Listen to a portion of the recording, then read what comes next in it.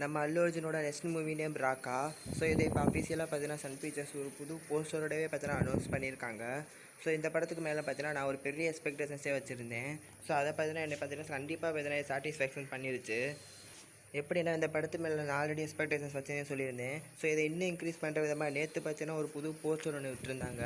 So அதில் பார்த்தீங்கன்னா just ஒரு கை மட்டும் இருந்துச்சு. ஸோ அப்போவே தெரிஞ்சிச்சு இது பார்த்தீங்கன்னா அல்லு அர்ஜுனோட கை தான். ஸோ அதுக்கேற்ற மாதிரி தான் பார்த்தீங்கன்னா இப்போ ஃபஸ்ட் லுக் போஸ்டருமே இருக்குது. ஸோ போஸ்டரில் பார்க்கும்போது அல்லு அர்ஜுன் பார்த்தீங்கன்னா கொஞ்சம் பார்க்குறதுக்கு ஒரு மிருகம், அதான் ஐ படத்தில் பார்த்தீங்கன்னா விக்ரம் வருவார் பார்த்தீங்களா. ஸோ அந்த கேரக்டர் மாதிரி தான் பார்த்தீங்கன்னா கொஞ்சம் தெரிகிறாரு. நெக்ஸ்ட் இந்த மூவி டீம் பண்ண ஒரு பெரிய ப்ளஸ்ஸே பார்த்தீங்கன்னா இந்த படத்தை பார்த்தீங்கன்னா கிளிம்ஸாக எதுவுமே நம்ம பார்த்தீங்கன்னா போஸ்டராக விட்டது தான். ஏன்னா இந்த படத்தோட ஃபுல் ஒர்க் பார்த்தீங்கன்னா இன்னும் முடியலை. இதே தப்பை பார்த்தீங்கன்னா ராமாயணா பண்ணியிருந்தாங்க. அதாவது அவங்க பார்த்தீங்கன்னா ஃபுல் ஒர்க் முடியாமலே பார்த்தீங்கன்னா கிளிம்ஸை இறக்கி விட்டாங்க.